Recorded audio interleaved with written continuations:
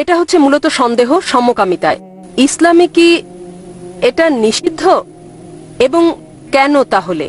কারণ আমার মত, গত 5 বছরে আমি অনেক সমকামীর সঙ্গে থেকেছি। এটা হচ্ছে, আমি বলছি, তাদের অনুভূতি আছে যা তাদের সমলিঙ্গের জন্য, অথবা যাই হোক না কেন, এটা খুবই সত্যি। আমি বলতে চাই, এটা সেরকম টান যা আমরা অনুভব করি, হতে পারে তা আমাদের স্বামীদের জন্য অথবা অন্য যার জন্যই হোক। যদি এটা ভুল হয় তাহলে কেন ভুল? বোন প্রশ্ন করলেন যে সমকামিতার ব্যাপারে কি বলে ইসলাম, এবং যদি এটা ভুল হয় তাহলে কেন এটা ভুল। আল্লাহ কোরআনে বলেছেন সূরা ইসরা অধ্যায় নম্বর 17 আয়াত নম্বর 32, ব্যভিচারের কাছেও তোমরা যেও না, কেননা ব্যভিচার হচ্ছে সব মন্দ কাজের মন্দ সূচনা। এছাড়া আল্লাহ সূরা আরাফে বলেছেন অধ্যায় নম্বর 7, যে কোনো পুরুষকে কথা বলা যে তুমি কি তোমার লালসার চর্চা করো পুরুষের উপর নারীর চেয়ে বেশি।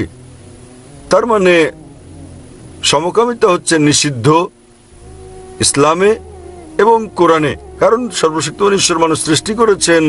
আল্লাহ কোরআনে বলেছেন সূরা রুম অধ্যায় নম্বর 30 আয়াত নম্বর 21, তিনি ভালোবাসা সৃষ্টি করেছেন স্বামী এবং স্ত্রীর অন্তরে। সর্বশক্তিমান ঈশ্বর মানুষকে এমন ভাবে তৈরি করেছেন যে তারা বিপরীত লিঙ্গকে ভালোবাসবে। সাধারণত প্রাকৃতিকভাবে কোনো পুরুষই অন্য পুরুষকে সেভাবে ভালোবাসে না। আমি ভালোবাসা নিয়ে কথা বলছি যা স্বামী স্ত্রীর মধ্যে প্রয়োজন, সে ভালোবাসা নিয়ে বলছি না যা আছে ভাই আর ভাইয়ের মধ্যে, বোন আর বোনের মধ্যে। এ ব্যাপারে প্রাথমিক একটা গবেষণা হয় যাতে বলা হয় যে সমকামিতা হচ্ছে বংশগত। প্রশ্নোত্তরের সময় কেউ কেউ আমাকে জিজ্ঞেস করেন, আপনার মতো যেমন যদি সমকামিতা বংশগত হয় তাহলে মানুষকে কেন দোষ দেওয়া হবে? এটা তার পিতামাতা থেকে এসেছে, তাহলে তাকে দোষ দেওয়া হবে কেন? আপনার মতো বললে যদি কেউ কাউকে ভালোবাসে তাহলে পুরুষকে দোষ দেওয়া হবে কেন? আমি বলছি এটা হচ্ছে গবেষণা, এটা হচ্ছে একটা ধারণা, সত্য ঘটনা নয়।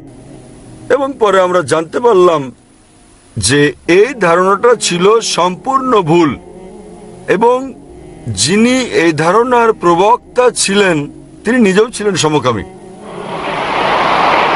তাহলে সমকামিতা বংশগত নয়, এটা গড়ে ওঠে। বর্তমান বিজ্ঞান আমাদের বলে কিভাবে সমকামীরা গড়ে ওঠে, কারণ সর্বশক্তিমান ঈশ্বর যার অনুমতি দিয়েছেন, মানুষের জন্য যার অনুমতি আছে, আপনি বিয়ে করেন, নিকাহ করেন, আপনি পারেন স্ত্রী সহবাস করতে।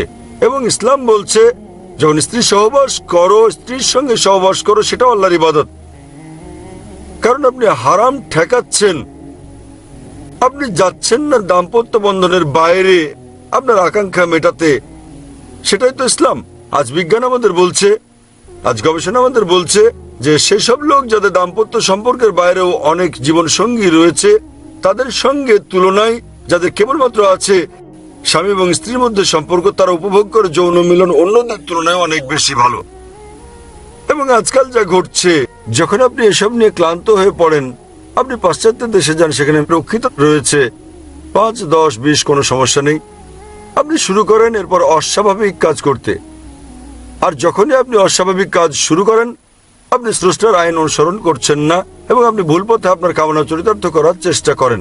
যখন আপনি ভুল পথে চলতে থাকেন তখন আপনি যেতে থাকেন বাইরের দিকে অস্বাভাবিকতায়, এবং এভাবেই এক ব্যক্তি সমকামী হয়ে যায়। এটা বংশগত নয়, কারণ আপনি সীমার বাইরে চলে যান, যে সীমা দিয়েছেন সর্বশক্তিমান ঈশ্বর আপনাকে। আপনি অন্য জিনিস চেষ্টা করেন, আপনি অস্বাভাবিক জিনিস চেষ্টা করেন, এবং শেষ পর্যন্ত আপনি উপনীত হন এমন পর্যায়ে যা আপনি আর কখনো বিপরীত লিঙ্গের সঙ্গে মিলন উপভোগ করেন না, তাই আপনি সমলিঙ্গের সঙ্গে যৌনাচার করেন। তাহলে বোন, এখানে তারা সর্বশক্তিমান ঈশ্বরের আইন ভঙ্গ করে এবং তারা অস্বাভাবিক কাজ করে, আর এভাবেই তারা মানসিকভাবে পরিণত হয় সমকামীতে। তাহলে স্বাভাবিকভাবে সর্বশক্তিমান ঈশ্বরের আইন ভঙ্গ করা সম্পূর্ণ ভুল, এবং এভাবেই একজন মানুষ হয়ে পড়ে সমকামী। তাই তাদেরকে বিশ্বাস করতে হবে যে ইসলাম সমকামিতা নিষেধ করে, এমনকি খ্রিস্ট ধর্ম সমকামিতা নিষেধ করে। বেশিরভাগ ধর্মই সমকামিতার বিরুদ্ধে। এখন পাশ্চাত্যের দেশেও বলা হচ্ছে গণতন্ত্রের কারণে বেশিরভাগ লোক যা বলে তাই জয়ী হয়ে যায়, সংখ্যাগরিষ্ঠতার জয় হয়। ইসলামে সংখ্যাগরিষ্ঠতা জয়ী হয় না, হক জয়ী হয়, সত্যের জয় হয়। আমার মনে পড়ে 1996 সালে যখন আমি কানাডায় গিয়েছিলাম, প্রথমবারের মতো লেকচার দিতে গিয়েছিলাম, কাগজের প্রথম পৃষ্ঠায় দেখলাম একজন পুরুষ আরেকজন পুরুষকে চুমু খাচ্ছে। এক পুরুষ আরেক পুরুষকে চুমু খাচ্ছে এবং বলছে তারা পরস্পরকে বিয়ে করেছে। বর্তমান পাশ্চাত্যে যদি আমি সমকামিতার বিপক্ষে বলি সেটা অপরাধ হয়ে যাবে। এবং ইসলামে আর বিশ্বের প্রধান বেশিরভাগ ধর্মেই সমকামিতা হচ্ছে একটা পাপ, একটা অপরাধ। এটা আপনাকে জান্নাতে নিয়ে যাবে না, জাহান্নামে নিয়ে যাবে। আশা করি বনুত্বটা পেয়েছেন। ধন্যবাদ। পরের প্রশ্নটি হচ্ছে একটি যেহেতু ডক্টর জাকির উল্লেখ করেছেন সেটি ছিল শেষ প্রশ্ন, তথাপি আপনার আরো প্রশ্ন থাকলে আপনাকে পেছনে যেতে হবে, তারপর আবার এক সময় পরের প্রশ্নটি করবেন। তাহলে আমরা পরের প্রশ্ন নেব ভাইয়ের কাছ থেকে, ডান দিকে। ভাই, এই বোন বলছে যে যদি আপনি এই শেষ প্রশ্নের জবাব দেন তিনি শাহাদা পাঠ করবেন।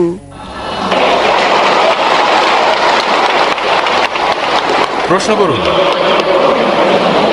এখানে এই প্রশ্নটি হচ্ছে, আমি পড়েছি এটি এক নাস্তিকের লেখা, যাতে বলা হয়েছে এরকম: যখন আল্লাহ স্বর্গের উদ্যান সৃষ্টি করলেন তিনি সেখানে আদম ও ইভকে পাঠালেন এবং কিন্তু তাদের নিয়ম ভঙ্গ করার কারণে তারা সেখানে যে ফলটি ছিল, আমি ফলটি চিনি না, যা নিষিদ্ধ ছিল, তাদেরকে উদ্যান থেকে বের করে দেয়া হয়, তাদেরকে বাগানের বাইরে নিক্ষেপ করা হয়।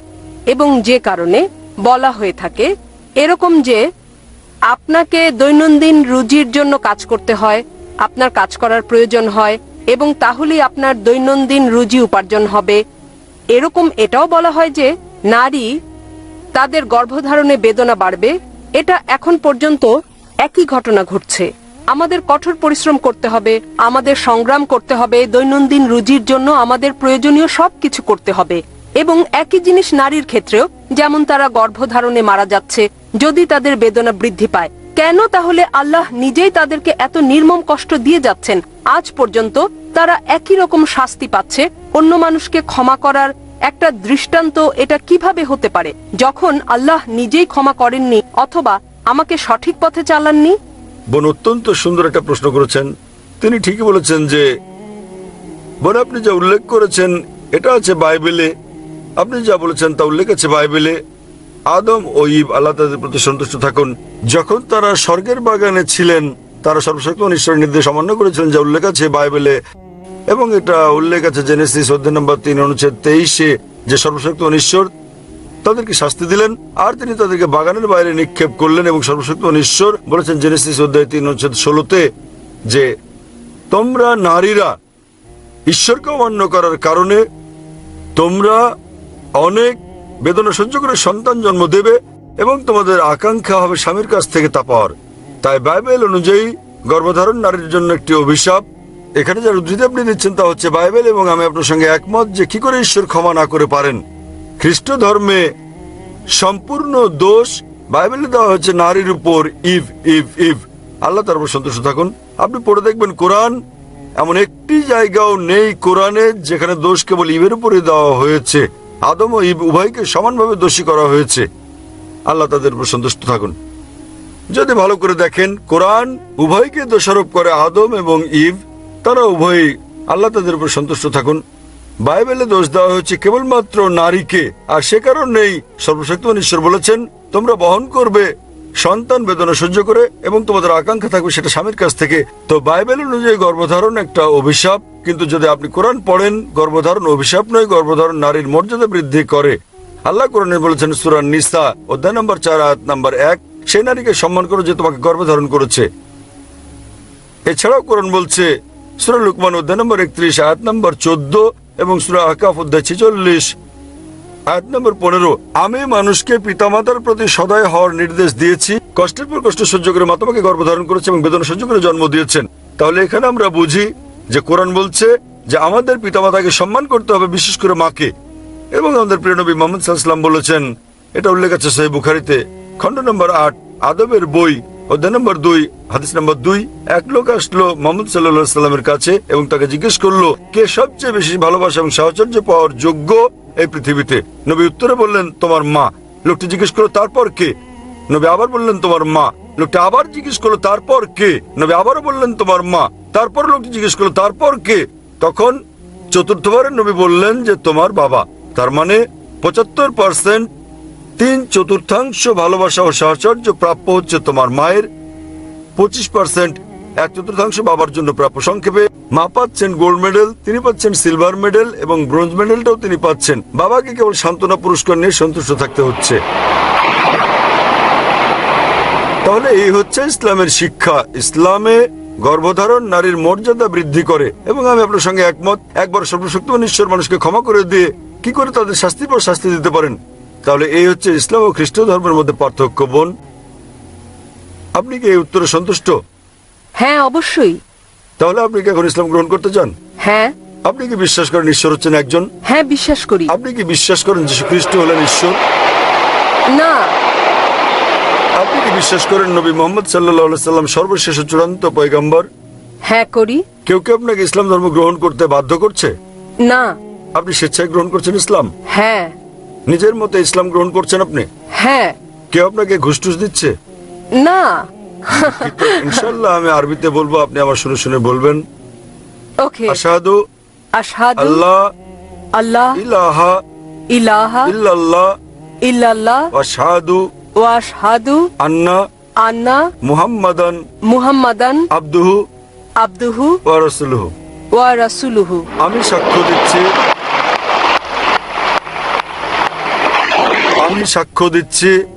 আমি সাক্ষ্য দিচ্ছি যে কোনো উপাস্য নেই কোনো উপাস্য নেই আল্লাহ ছাড়া, আল্লাহ ছাড়া। এবং আমি আরো সাক্ষ্য দিচ্ছি আমি আরো সাক্ষ্য দিচ্ছি যে যে নবী মুহাম্মদ নবী মুহাম্মদ হলেন বার্তাবাহক এবং আল্লাহর বান্দা।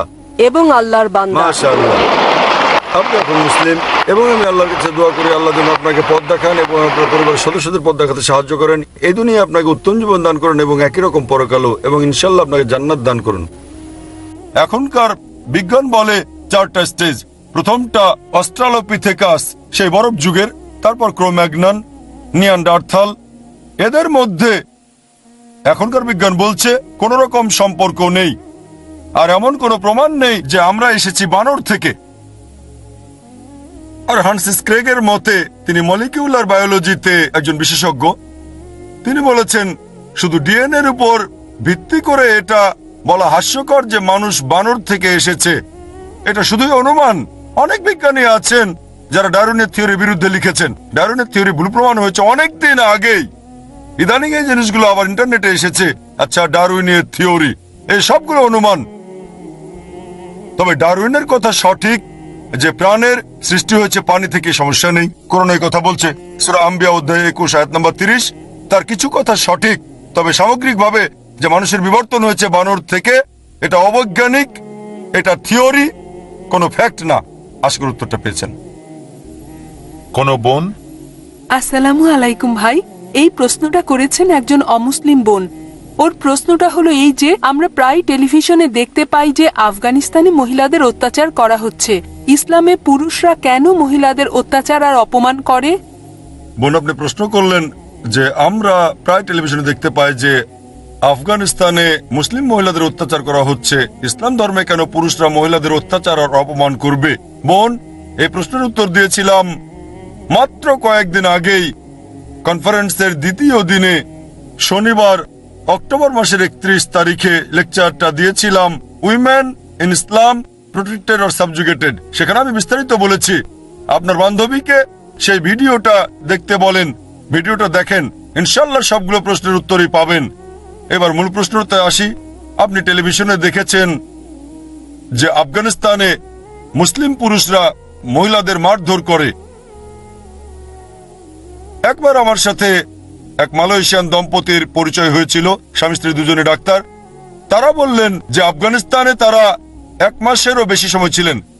তারা আমাকে বললেন যে টিভিতে দেখানো হচ্ছে তালেবানরা মহিলাদের মারধর করছে, কিন্তু তারা তালেবান নয়। আমি বললাম কিভাবে বুঝলেন? তখন তারা বললেন যে আমরা আফগানিস্তানে 1 মাসেরও বেশি সময় ছিলাম, আমরা জানি তালেবানরা কিভাবে পাগড়ি বাঁধে। আমরা যখন আরবদের দেখি সবাইকে একই রকম মনে হয়, আমিরাতি, সৌদি, কুয়েতি, তবে তারা বুঝতে পারে যে সৌদি আরবের লোক একটু আলাদা করে পাগড়ি বাঁধে, আমিরাতিরা অন্য স্টাইলে পাগড়ি বাঁধে, তারপর কুয়েতিদের পাগড়ি বাঁধাটাও অন্যরকম, সেরকম তালেবানদের পাগড়ি বাঁধার একটা স্টাইল আছে। তো আমাকে সেই মালয়েশিয়ান দম্পতি জানালো যে ভিডিওটা হয়েছে সেটাও ঠিকমতো করা হয়নি। হলিউডে তারা সমুদ্র ভাগ করে দেখাতে পারে, 10 কমান্ডমেন্টস, মুসা আলাইহিস সালাম সমুদ্র 2 ভাগ করেছেন, কিন্তু এটা দেখাতে ভুল করলো যে আফগানিস্তানে পুরুষরা মহিলাদের উপর অত্যাচার করছে।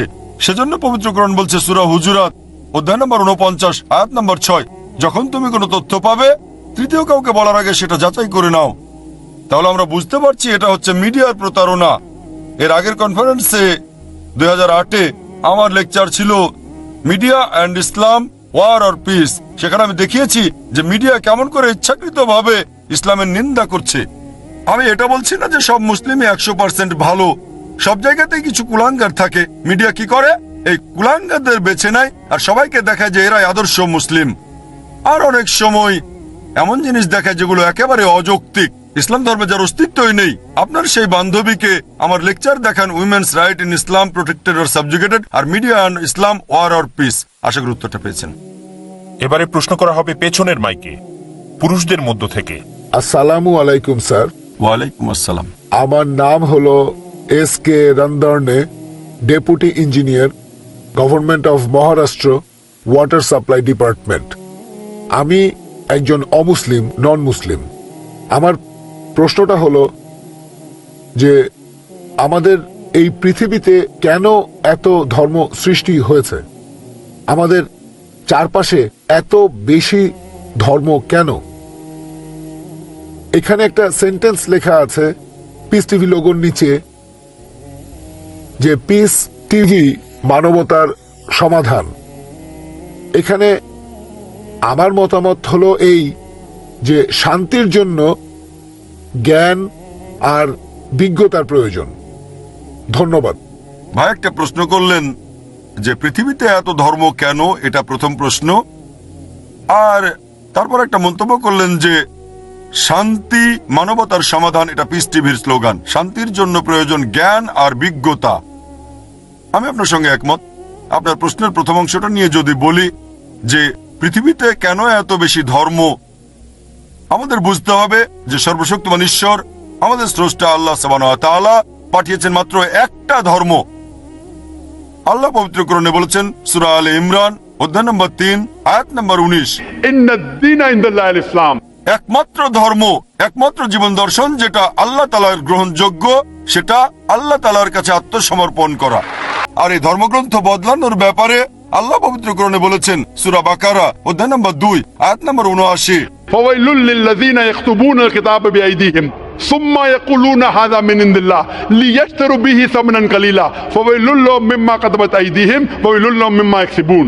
দুর্ভোগ তাদের যারা নিজ হাতে কিতাব রচনা করে আর বলে এটা আল্লাহর নিকট হতে। তারা এটা বলে তুচ্ছ মূল্য প্রাপ্তির জন্য, তাদের রচনার জন্য শাস্তি তাদের, যা উপার্জন করে সেজন্য শাস্তি তাদের। আল্লাহ তাআলা পাঠিয়েছেন অনেক আসমানি কিতাব, অনেক ইনস্ট্রাকশন ম্যানুয়াল। সময় বদলানোর সাথে সাথে এই ইনস্ট্রাকশন ম্যানুয়াল আল্লাহর এই আসমানি কিতাব বদলে গেছে। যখন কোনো কিতাব বিকৃত হয়ে গেছে, আল্লাহ নতুন রাসূল পাঠিয়েছেন আর নতুন কিতাব। এইভাবে অনেক দিন চলেছে। তারপর আল্লাহ পাঠালেন সর্বশেষ ও চূড়ান্ত নবী মুহাম্মদ সাল্লাল্লাহু আলাইহি সাল্লামকে, আর সর্বশেষ ও চূড়ান্ত আসমানি কিতাব কোরআন নাজিল করলেন। এর আগে যেসব নবী রাসূল এসেছিলেন, আমাদের প্রিয় নবী মুহাম্মদ সাল্লাল্লাহু আলাইহি সাল্লাম বলেছেন যে আল্লাহ তাআলা এই পৃথিবীতে 1,24,000 নবী রাসূল পাঠিয়েছেন। পবিত্র কোরআনে মাত্র 25 জনের নাম বলা হয়েছে, অন্যদের নাম আমরা জানি না।